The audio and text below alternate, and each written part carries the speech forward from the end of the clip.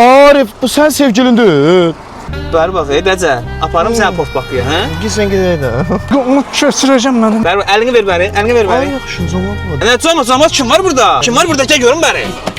Mənim müşrikim, gəl. Belə Allah. Mən özür dilərim. Arif, sən sevgilin deyil o. Şuluq. Sən neyniyəsən bu gün axşam? Mənim də başıma gəldi axırda belə bir şey ki. Bəri bax, gedək axşam partiyə. Dəlixana salaq Novxanıda. Demək olmasa soruşum görüm nəyə görə belə xəyanət elədim. Özüm dəliyəm də, görürsən. Dur getdik də var. O kimdir elə gəlir bura? Müşrikim. Yox. Mən belə kimiclərə keç otur. Harda oturmuşdunsa yerində otur.